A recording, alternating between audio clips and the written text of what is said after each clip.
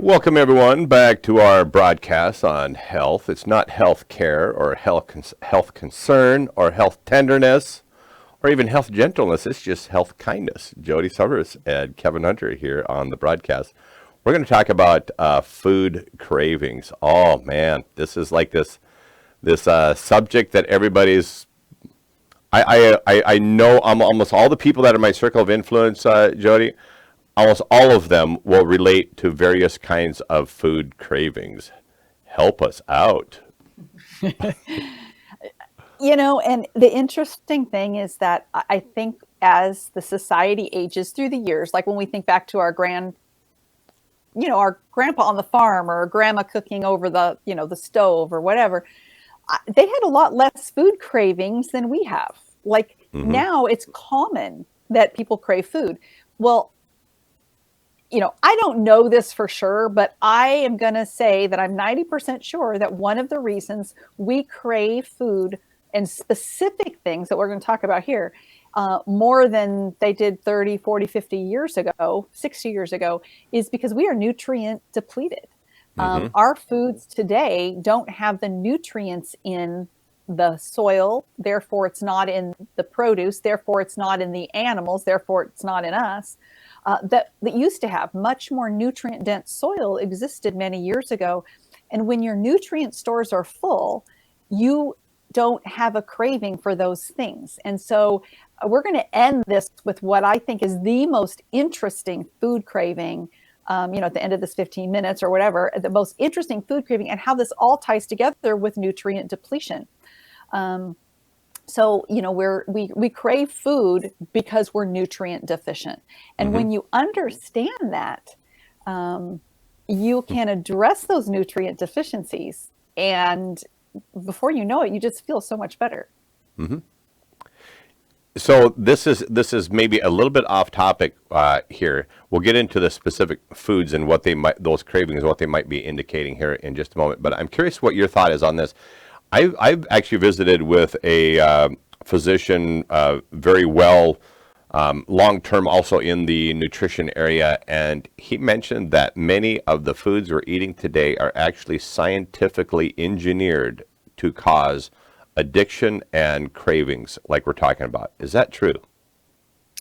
Not only is that true, but I know that absolutely firsthand because my degree in college, my bachelor's degree from California State University is in food science.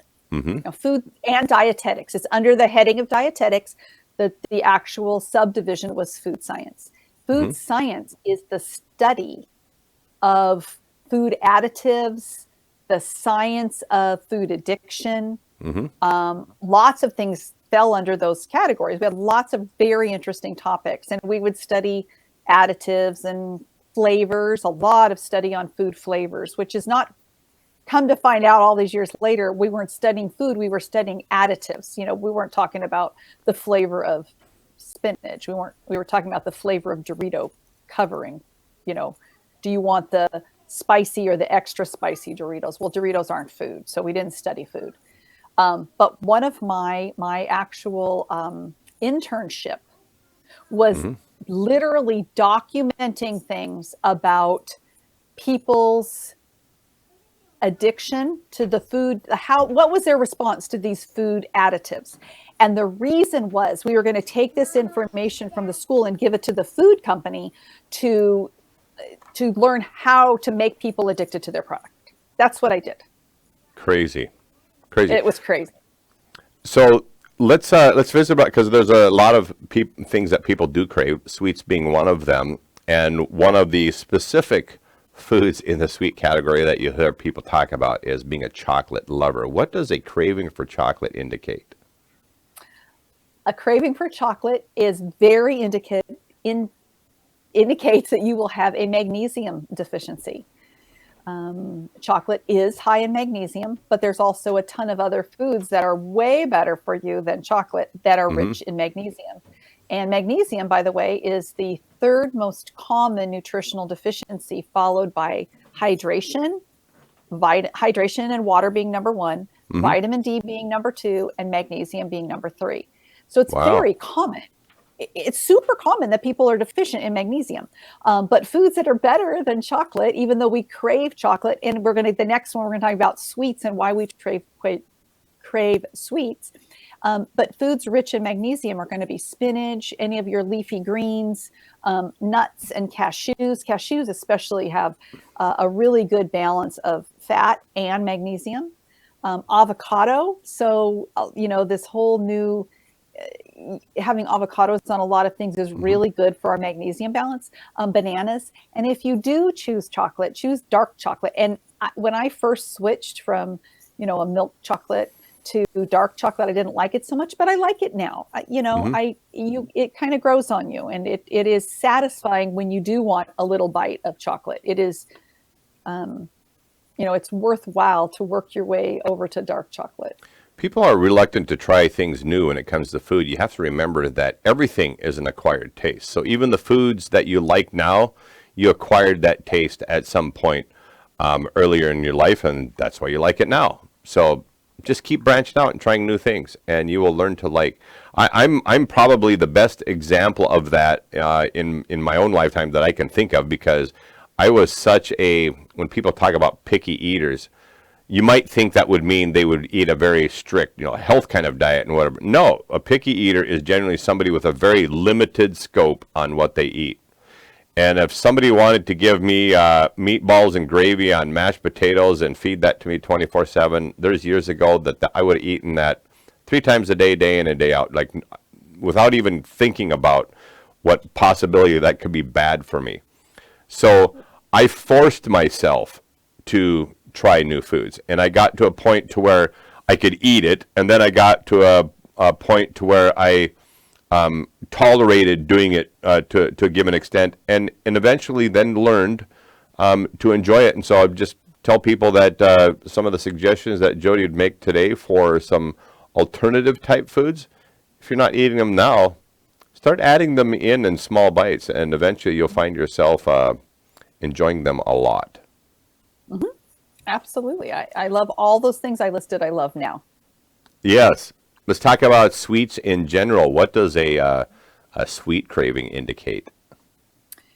This wonderful buffet sitting here. Exactly. And, some of that looks fabulous, in small bites. But when you crave sweets like that, especially after a meal. Mm-hmm. So if people eat a healthy meal, let's just say they have a, pretty balanced, you have barbecue chicken or whatever and a salad, and it's a pretty balanced meal. If shortly after that you're craving something sweet, you hear that all the time, I just need a little sweet.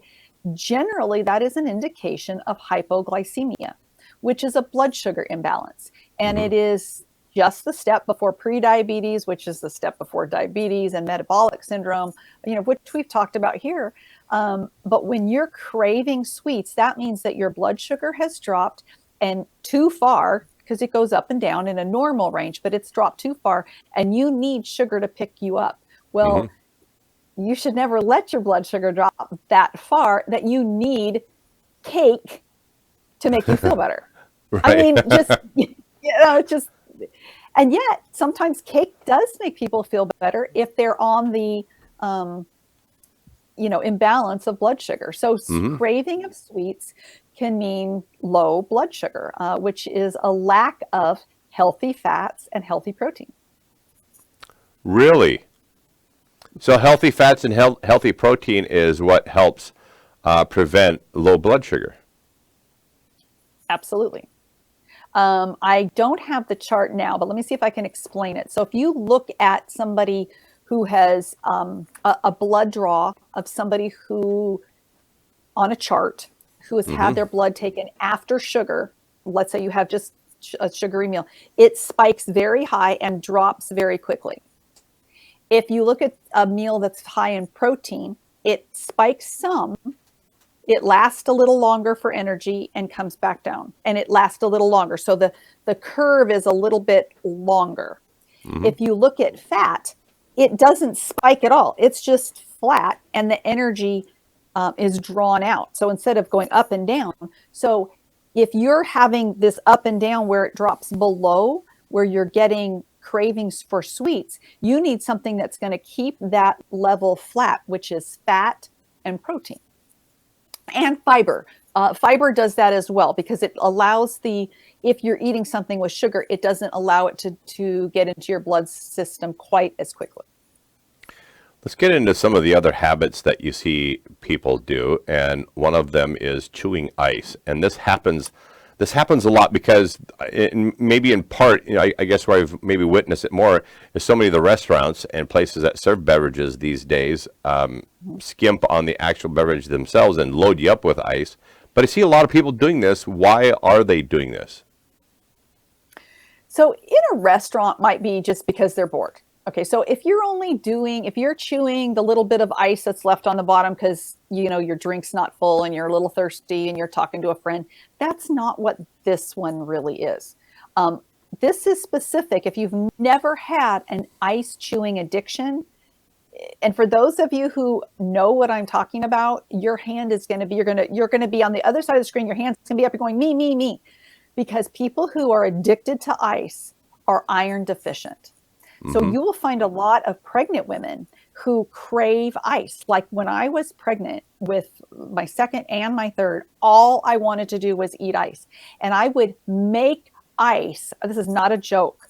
This is before I really knew kind of this connection. I would make ice trays and I would set a timer to know exactly how hard I wanted that ice to be. So it would whatever be an hour, I don't know. And it would not be quite hard, and it would just be the perfect chewable amount.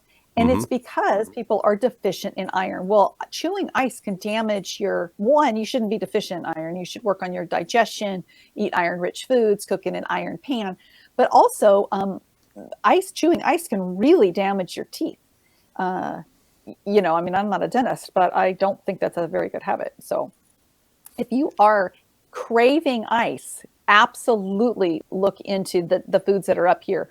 Red meat, and if you're going to eat, if you are a vegetarian, choose foods high in iron with vitamin C, because iron in meat is called heme iron. Iron in vegetables is called non-heme iron, and non-heme iron is less absorbable. So to absorb that iron into the body, you need vitamin C, which makes it more absorbable. So good stuff to know. Yeah. All right, let's move on to there we go. Some of our dairy categories. Cheese. What's a cheese addiction or cheese craving indication of? So essential fatty acids. In a nutshell, people eat cheese, a lot of cheese. Cheese is a very popular food to crave and to, people say they're addicted to it now. But it can indicate an essential fatty acid deficiency. An essential fatty acid is an imbalance. So there's different types of essential fatty acids. So we're talking specifically omega-3s, which is found in fatty fish, avocados, walnuts, and different types of nuts, but specifically fatty fish. Even if you don't have access to salmon, or if you're traveling, you could do a sardine. They all have very good essential fatty acids, specifically omega-3. Supplementing would be good for this. So if you're craving a lot of cheese, and I'm not saying that cheese is nearly as bad as, eating too much chocolate, too much sweets, or chewing ice, but it just might indicate that you do need to increase your omega-3 essential fatty acids, which is kind of an unknown thing. Soda pop and fizzy drinks. This is one of these things that I've often been grossed out by in the grocery stores when I see usually very large people pushing around entire carts of this. Why would somebody want so much soda pop? Well, it can be on multiple things. And so when I actually wrote this up, it was like, should I go back to you're addicted to sweets and sugar and you have a blood sugar balance, which is probably highly likely if you drink a lot of soda, even if it's diet soda, because it's just the way it happens with your pancreas and the blood sugar. It doesn't spike your sugar quite as much, but excuse me. So that if you're drinking a lot of real soda, like not diet, but just regular Coke or Pepsi or whatever, that is super hard on your liver, and it's high in fructose. High fructose corn syrup, and it filters through the liver. So it may or may not be a blood sugar issue, but is very likely a calcium deficiency. And the actual bubbly carbonation can actually strip calcium from your bones and your blood, and it just does this imbalance thing. And never drink a carbonated beverage, even if it's a carbonated water, with a meal, because that will dilute the stomach acid and you won't absorb your nutrients as much. So wanting soda could be a sugary thing, but wanting just the fizziness can be a calcium deficiency. And again, I'm not talking like, okay, so it's a hot summer day and you've got a bubbly water and it looks hydrating. Okay. And so you have one a day because it's hot. Now that's not, I'm talking about people who crave, which is different than who have. You know, somebody who craves, I have to get a Coke. I know people who get, drive through McDonald's every day and get their Coke. Seriously, I do every day. And unfortunately, now you can buy club cards for those, so you can get free refills every single day. Yeah, they've just totally destroyed people, that nonsense. Let's move on to alcohol and even recreational drugs. You're saying there are nutrient deficiencies that can push people in this direction. Now, let me just start by saying that addictions to alcohol and drugs, and whether they're recreational or they're pharmaceutical, have basis way beyond what I'm talking here. However, if you're trying to overcome an alcohol addiction or addiction to pharmaceutical drugs or addiction to recreational drugs, supporting your nutrition is going to do nothing but help that situation. Which again, I don't think is addressed even when you see some of these like AA or whatever it is, whatever program that you're in, very seldom address nutrition. But foods that are going to help with this include calcium and have protein, glutamine and potassium. So foods like meats and poultry and seafood, high nutrient dense, high quality proteins. So raw dairy, greens are great. Cabbage juice is, I had a client last year. He came to me specifically for nutrition support because he's an alcoholic, and he wouldn't use the word, but he was. And one of the things that I had for him was to buy, you can actually buy it where he lived in the area. They had a juicing store and you could get cabbage juice. But if you have a juicer, juice cabbage and drink a little bit throughout the day when you're craving alcohol or you're craving, whatever drug it is, because that can actually help deter that just a little bit. There's one last category I wanted to have you comment on, and that is the premenstrual cravings. This is for our female audience out there. Share a little bit on this. So for half of your listening audience, we've all had some kind of craving before our cycle. And, it is like so strong. Sometimes and even for the other half who are men, realize that there really are, they're really these hormones that are changing and craving. And one of the ways that you can support that is by eating foods that are depleted during that cycle. And because we lose blood, we are deficient in zinc and magnesium. And those are the things that generally the types of foods that we crave are high in magnesium or high in zinc.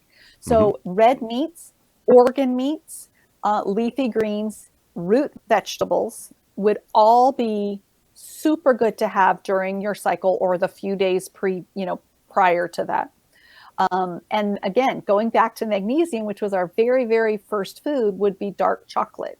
And dark chocolate is fine, but anything that you can increase your magnesium, because you lose zinc and magnesium. And so oftentimes you're craving foods that are rich in those nutrients. So our bodies are so smart. We know what we need if we're really listening, and then don't grab the junk food that's been marketed to us. So menstruating women need red meats, magnesium, and that's why they crave it. All right. Well, great information on food cravings. I learned a whole ton of stuff here today from you, Jody. So thanks for all of that. Kevin Hunter and Jody Summers here on Health Kindness. Thanks, everyone, for joining us. Till next time, take care. This concludes today's live programming on Northwest Digital News. Thanks for joining us for this special broadcast. Heard around the world in more than 70 countries on YouTube, Instagram, Patreon, Facebook, and Twitch TV. If you enjoyed a story or guest we had here on Northwest Digital News and would like to strut your stuff on the broadcast, email us today at wainfo2017@gmail.com or call or text to 360-545-3501. We're always interested in unique stories, topics, and guests to share with our worldwide audience. Before you go, don't forget to give us a big thumbs up and comment on the live stream. And for those of you who'd like to financially support the broadcast, you can do so at patreon.com/Northwest Digital News. We thank you for your patronage. On behalf of Chris Bornstead, Kyle Torgeson, Stephanie Hunter, and all the people that made this broadcast possible, I'm Kevin Hunter. Till next time, take care.